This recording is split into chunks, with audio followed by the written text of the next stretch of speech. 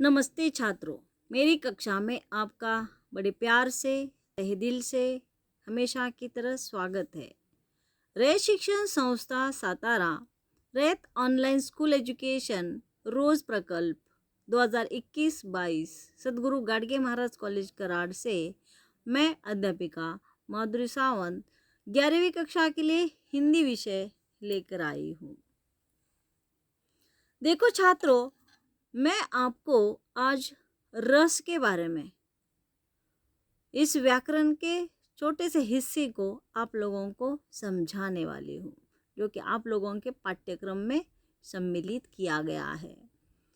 10वीं कक्षा तक तो वैसे तो आप लोगों ने अध्ययन किया ही किया है, लेकिन फिर भी जो आप लोगों को 11वीं कक्षा के लिए जो कुल मिलाकर रस है, उसमें से थोड़े से रस आपके अध्ययन के लिए रखे गए हैं।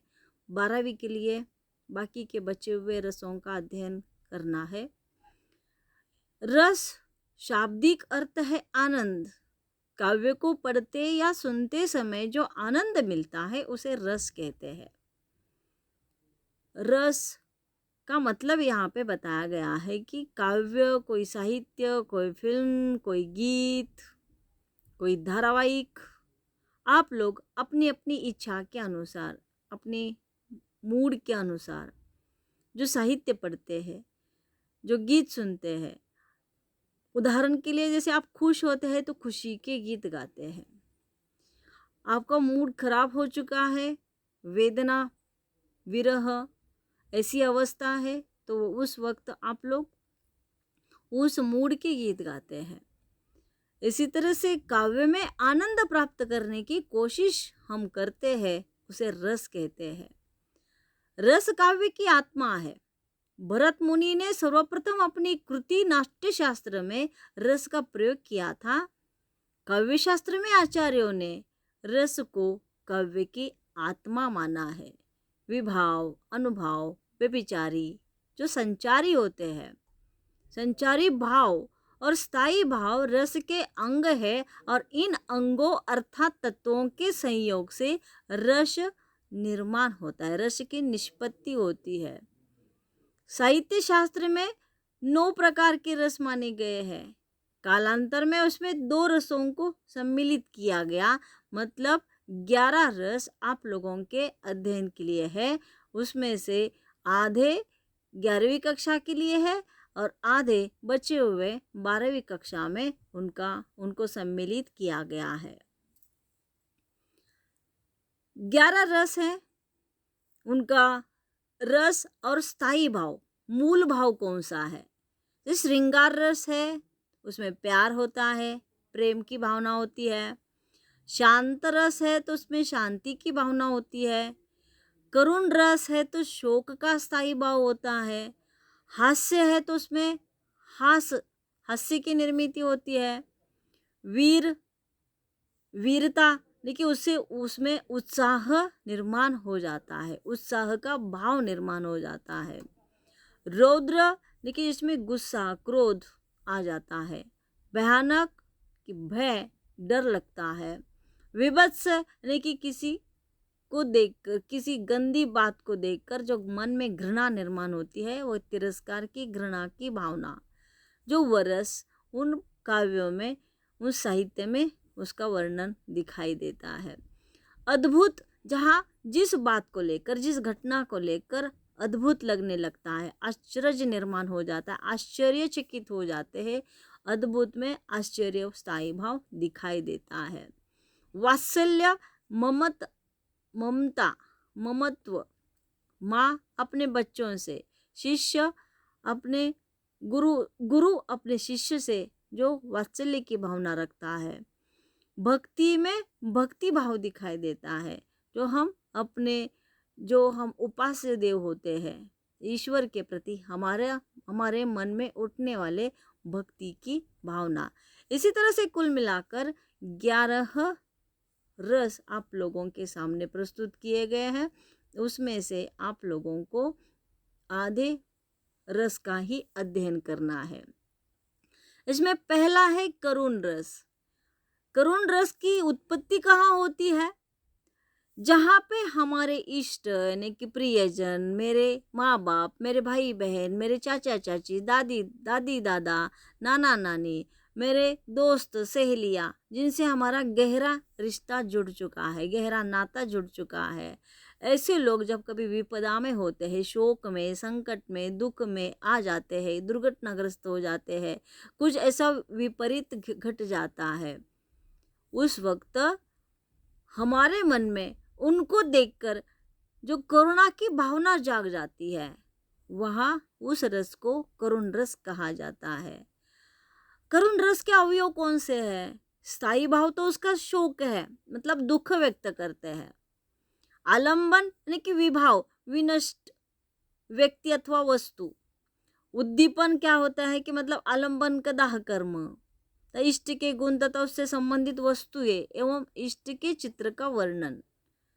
अनुभव में क्या मिलता है? जैसे भूमि पर गिर जाते हैं, दुख हो जाते हैं, दुख होता है तो कुछ लोग आलापने लगते हैं, निश्वास छोड़ते हैं, छाती पीट कर रोते हैं, जोर जोर से रुदन हो जाता है, आलापते हैं, प्रलाप करते हैं, कंप कंप छूटता है, आदि अनुभव से हम जान जाते हैं।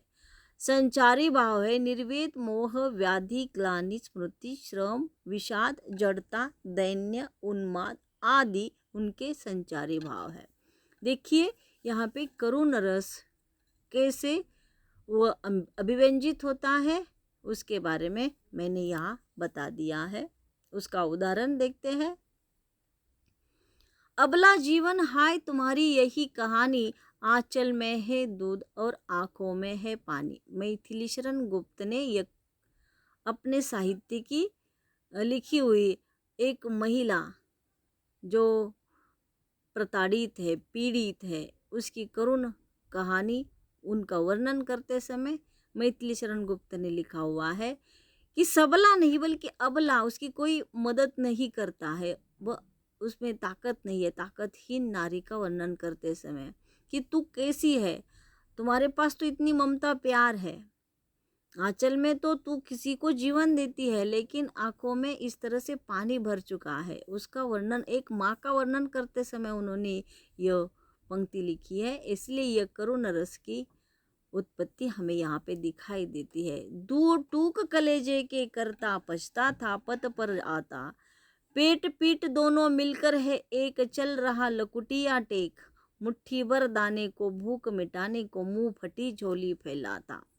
एक व्यक्ति का जो असहाय है, उसको मदद के लिए गुहार लगाता है, भूखा है, उस व्यक्ति का वर्णन यहाँ पे किया हुआ है। वीर रस, किसी पद में वर्णित प्रसंग हमारे हृदय में ओज, उमंग, उत्साह का भाव उत्पन्न करते हैं, तब वीर रस की निर्मित होती है। ये भाव जो है शत्रु के प्रति हमारे मन में विद्रोह की भावना निर्माण करता है। अधर्म, अत्याचार का विनाश, असहायों को कष्ट से मुक्ति दिलाने में व्यंजित होते हैं।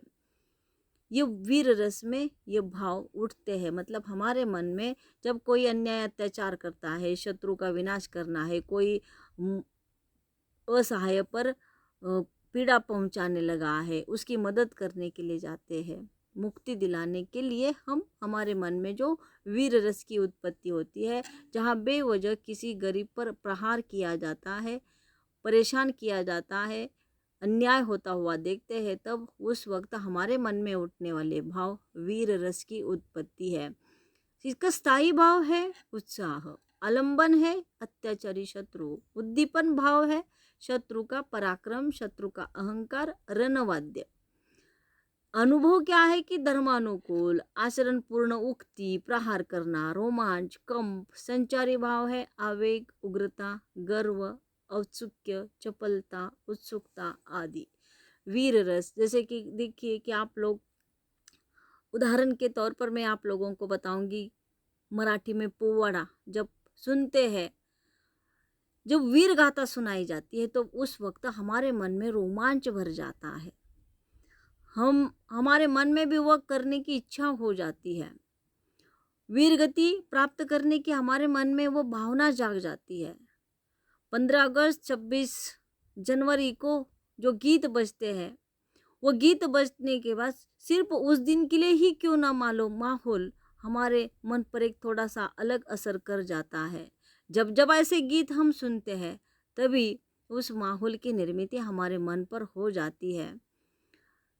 शूरवीर लोगों की गाथाएं सुनने के बाद हमारे मन में ऐसी भावनाएं जाग जाती है, वीर रस की उत्पत्ति वहाँ पे होती है। यहाँ पे उदाहरण है, दूर फिरंगी को करने की सबने मन में ठानी थी, चमक उठी सन 57 में वह तलवार पुरानी थी, बुंदेले हर बोलो के मुंह हमने सुनी कहानी थी, खूब लड़ी मर्दानी वह तो झांसी वाली रानी थी। सुभद्रा कुमारी चौहान ने हमारी झांसी की रानी का वर्णन किया है। अंग्रेजों के साथ वह किस तरह से टूट पड़ी थी, कैसी वह झांसी वाली रानी एक मर्द की तरह घोड़े पर सवार होकर अपने छोटे से बच्चे को अपनी पीठ पर बांधकर किस तरह से वह लड़ी थी, उसका वर्णन यहाँ पे दिखाई देता है। भयानक रस, जब काव्य में भयानक वस्तुएं या दृश्यों के प्रत्यक्षीकरण की फलस्वरूप हृदय में भय का भाव उत्पन्न होता है, तो भयानक रस की अभिव्यंजना होती है। भयानक लगता है कोई ऐसी दुर्घटना जबकि हमारे आंखों के सामने होती है, घटना घट जाती है। कोई भयानक फिल्म देखते समय डरावनी आवाज सुनने के बाद कोई नहीं होता है, एकांत होता है, अचानक उस वक्त हमें कोई बात याद आती है जो भयानक घटना होती है, उस वक्त हमारे मन में उठने वाले भाव है नहीं कि वो भयानक रस की अभिव्यक्ति है। उसका स्थायी भाव है भय, आलंबन विभाव है, अत्याचारी शत्रु, उद्दीपन, मतलब हमारे मन में कब भाव उठते हैं किसी शेर को देखकर, चोर को देखकर, सांप को देखकर, एकांत में होते हैं भयंकर वस्तुएं देखने के बाद यह भाव हमारे मन में जाग जाते हैं। अनुभव भयानक वस्तु का स्वर आदि का डरावनापन एवं भयंकर चेष्टाएं इसमें अनुभव मिलती है। संचारी भाव है दैन्य, संभ्रम, चिंता, सम्मोह आदि।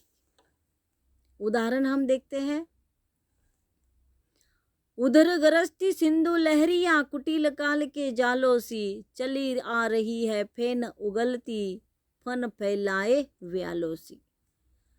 सिंधु नदी का वर्णन किया है, उसमें उठने वाली वह लहरें है, वह कैसे नाग फैला, जैसे कोई सांप अपना फन फैलाते हुए आ जाता है, इसी तरह से उस नदी का कराल विकराल रूप देखकर हमें डर लगता है। यहाँ पे भयानक रस का उदाहरण ये प्रस्तुत किया गया है। वैसे ही दूसरा उदाहरण है, प्रथम टंकारी झुकी झारी, संसार मद चंड को दंड रहियो, मंडी नवखंड को, चाली अचला अचल घाली दिग पावल, पाली ऋषिराज के वचन परचंड को, बांधी बर स्वर्ग को साधी अपवर्ग, धनुभंग को शब्द गयो भेदी ब्रह्मांड को। यहाँ पर भी वर्णन किया गया है, आवाज़ का वर्णन किया गया है कि कैसे वह ध्वनि के कानों पर आवाज़ आ जाती है तो हमारे मन में भय निर्माण हो जाता है। हास्य रस, ये तो सभी अच्छी तरह से जानते हैं कि हम कब कब हंसते हैं, हास्य रस की उत्पत्ति कब होती है इसे बताने की आवश्यकता नहीं है। जब कोई ऐसी अटपटा सा भेष पहनकर हमारे सामने प्रस्तुत हो जाता है तब हमें हंसी आ जाती है। ऐसे ही कोई विचित्र वेशभूषा, अटपटी आकृति, क्रियाकलाप, टेढ़े मेढ़े आकार में कोई खड़ा है, कुछ अलग ही अपने चेहरे के भाव कर रहा है, कोई अलग ऐसा रूप देखकर, रंग देखकर, वाणी एवं व्यवहार को देखने के बावजूद भी या सुनकर पढ़कर हृदय में हास्य की भावना जाग जाती है, वहाँ पे हास्य रस की निर्मित होती है। हास्य रस के अवयव है, भाव है हास्य, विभाव है विकृत वेशभूषा, आकार एवं चेष्टाएं, आलंबन की अनोखी आकृति, बातचीत चेष्टाएं, अनुभव है आश्रय की मुस्कान, नेत्रों का मिचमिचाना एवं अट्टहास, संचारी है हर्ष, आलस्य, निद्रा, कंपन, चपलता, उत्सुकता आदि। इसका उदाहरण देखते हैं, तंबुरा ले मंच पर बैठे प्रेम प्रताप, साज मिले 15 मिनट घंटाभर आलाप राग में मारा गोता, धीरे धीरे खिसक चुके थे सारे श्रोता।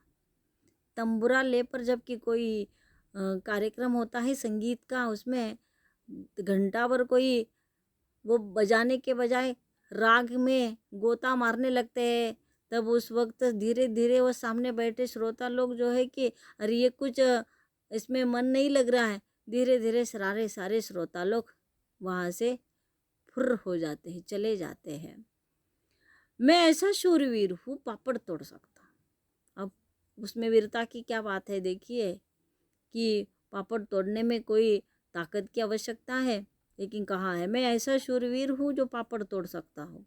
अगर गुस्सा भी आ जाए तो कागज़ मरोड़ सकता हूँ। कागज़ मरोड़ने के लिए छोटे बच्चे भी खेलते खेलते कागज़ को तोड़ देते हैं, मरोड़ देते हैं। ये कहा कि अपनी बात है, लेकिन देखिए यह भी एक मजाक की बात है कि ऐसे शूरवीर है कि पापड़ तोड़ सकते हैं। अगर गुस्सा आ जाए तो तोड़ कागज़ को मरोड़ भी सकते हैं।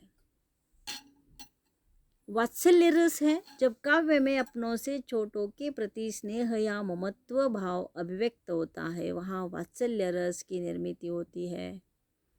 ये यहाँ पर भी आप लोगों को कुछ कठिनाई महसूस नहीं होगी। वात्सल्य यानी कि ममता, गाय अपने बछड़े से, माँ अपने बच्चों से, गुरु अपने शिष्य से जो प्यार करता है, जो भाव मन में उसके उठते हैं, वो ममत्व के भाव होते हैं। वत्सलता या स्नेह स्थायी भाव कहाँ उपलब्धि होती है? पुत्र शिशु एवं शिष्य के प्रति उद्दीपन भाव है, बालक की चेष्टा है, बालक क्या क्या करता है वो देखकर हमारे छोटे बच्चे हंसते हैं। मुंह में दांत नहीं होते, पोपला मुंह होता है, कुछ तोतली तोतली भाषा में बोलते हैं, तो उनको देखकर उनको उठाकर हम उन्हें प्यार से दुलारते हैं।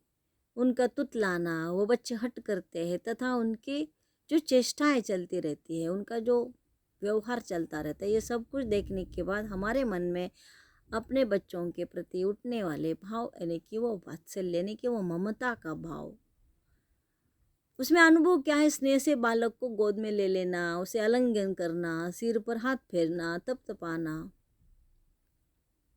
संचारी भाव है हर्ष, गर्व, मोह, चिंता, आवेश, शंका आदि। यह वात्सल्य के संचारी भाव है। जशोदा हरि पालने झुलावे, हलरावे दुलराई मल्लावे, जोई सई कछु गावे। सूरदास ने कहा है। सूरदास ने अपनी पंक्ति में लिखा हुआ है कि जशोदा यशोदा मैया अपने बच्चे को, अपनी कन्हैया को सुलाते समय उसे किस तरह से बड़े प्यार से अपने बच्चे को सिलाती है, उसका वर्णन है। कुछ गाती है, लोरी गाती है।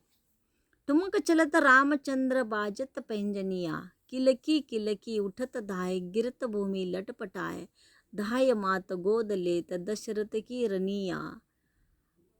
यहाँ पे तुलसीदास ने वर्णन किया है कि प्रभु रामचंद्र बचपन में, छोटे अवस्था में, अभी अभी चलना उन्होंने शुरू कर दिया है। उसकी माएँ ये उसका चलना इतने प्यार से देख रही है और भागती भागती सभी उसकी चाल की तरफ देखते हुए वह ठुमक ठुमक कर चल रहा है। ये देखकर उसके पैरों की पायलियाँ आवाज़ कर रही है। वो धीरे धीरे वो भागने का प्रयत्न कर रहा है, लटपटाता लटपटाता वो उस भूमि पर चल रहा है। तब सभी ये उसकी माँ बड़े प्यार से, दशरथ की रानियाँ सभी प्यार से उस बच्चे को उठाने का प्रयत्न करती है, दुलारती है। उसे ही वात्सल्य रस कहा गया है। मतलब इन दोनों उदाहरणों में यशोदा मैया है या प्रभु रामचंद्र की माताएं हैं, वो सभी प्यार का वर्णन यहाँ पे किया है, वो वात्सल्य रस यहाँ पे प्रस्तुत होता है। धन्यवाद छात्रों, आप लोग उदाहरणों को बहुत अच्छी तरह से याद रखिएगा, रसों का अध्ययन कीजिएगा, नोटबुक में उतार दीजिएगा तथा गूगल फॉर्म में आए हुए जो प्रश्न है उनका उत्तर भी चुनिएगा।